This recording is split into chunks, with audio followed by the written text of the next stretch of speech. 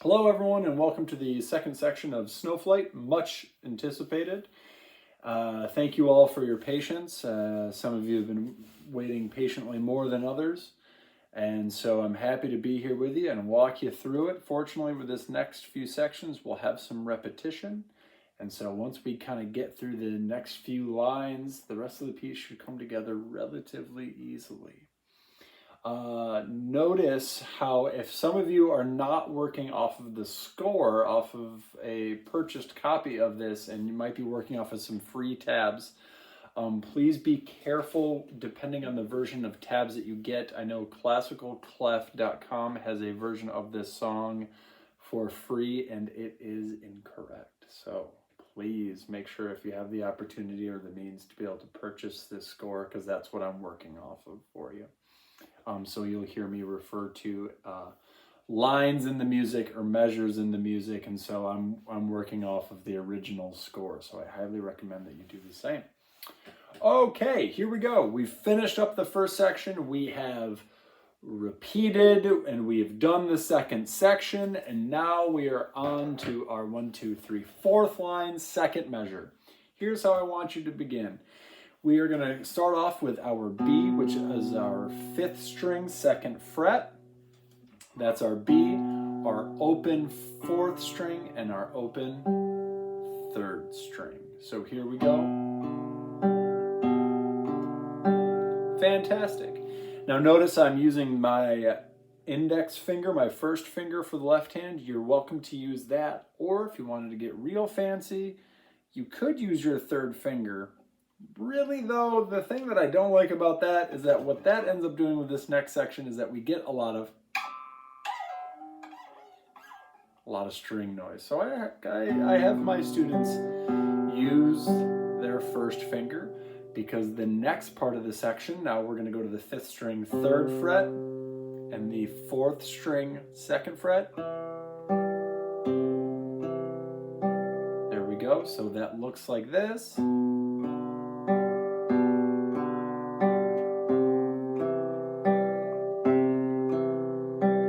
Looking at the next measure, notice how we have above our D note, we have a 5 in a circle. That means we need to play the D on the 5th string, which is going to be found here on the 5th fret. And then above our F sharp, we have a 4, which means that you're going to play that F sharp on the 4th string. And then, of course, followed by our 3rd string played open. So that next measure is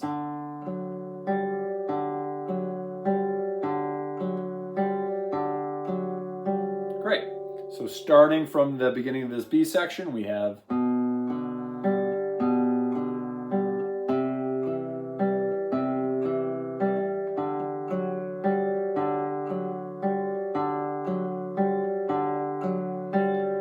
notice how I lifted my fingers to land this. You're welcome to do that, or if you want to, you can also drag your fingers across. I'm a little bit of a bigger fan of the lifting, kind of, again, less string noise. Moving on to the 5th line, we now are back to our, this should be very familiar, right? The beginning of that 5th line is also just like the beginning of the very first line, those first 2 measures. The only difference is that on that 2nd measure of the 5th line, we need to end with a open 1st string, and you're going to do that with your right hand with your A finger. So beginning that 5th line,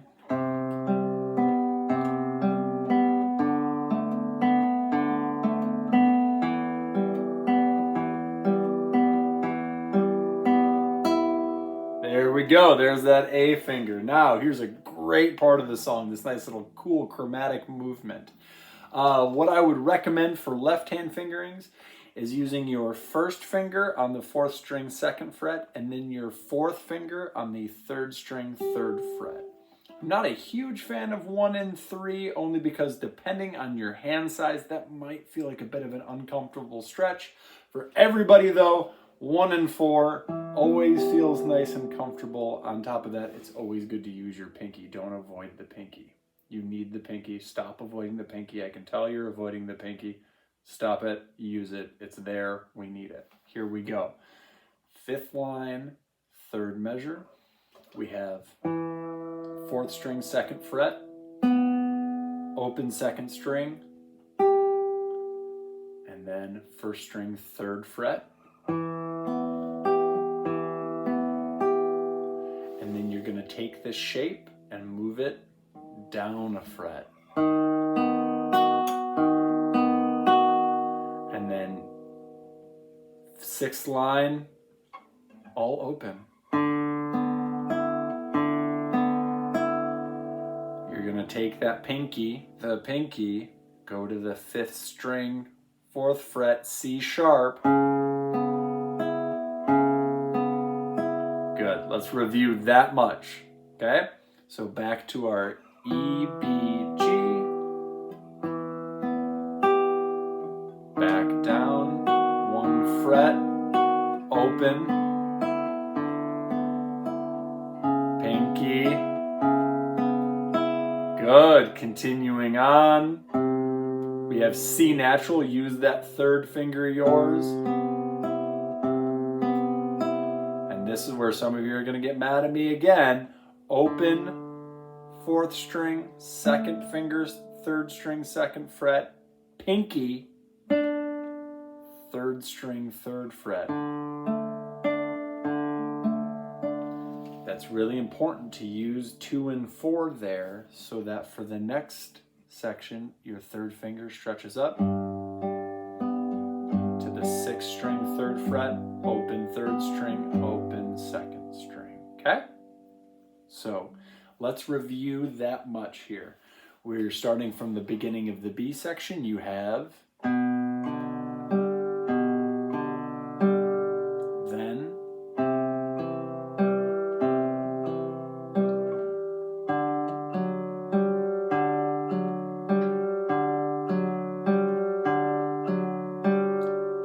back to almost basically the beginning.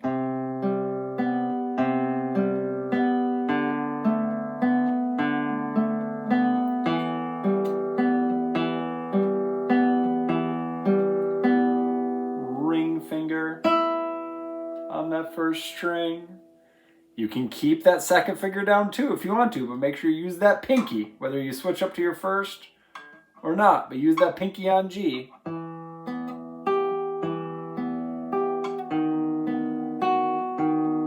All open strings. Prepare the pinky. C sharp, C natural,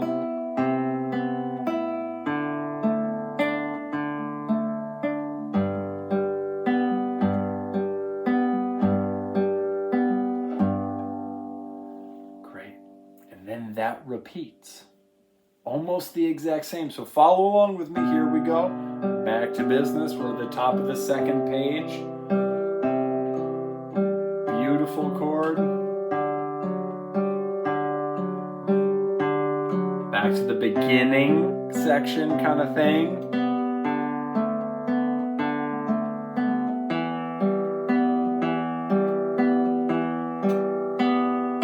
Ring finger.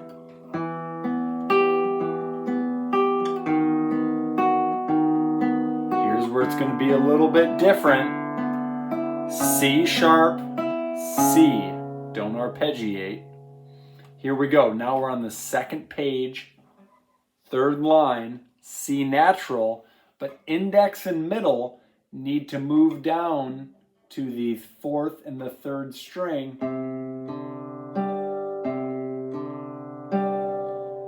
1st finger goes to the 6th string, 2nd fret, F sharp, open 4th string, 2nd finger, 3rd string, 2nd fret, open 6th string, 4th string, 2nd fret, open 3rd string. There we go. All right. Let's take that whole B section. Here we go. Starting from the very beginning. 1st page, 4th line. Here it is.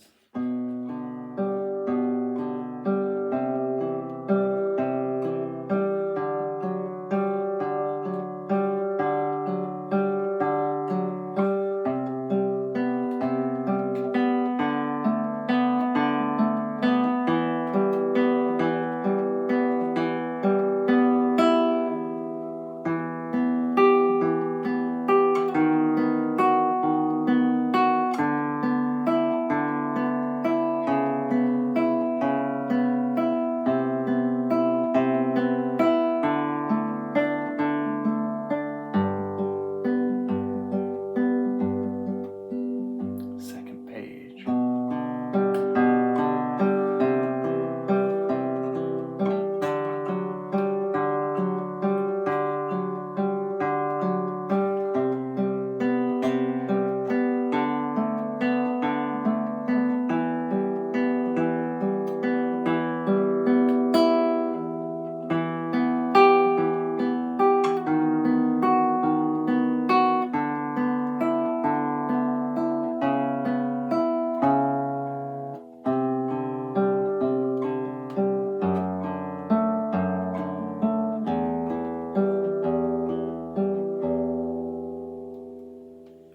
All right, one more section to go. See you in the next video.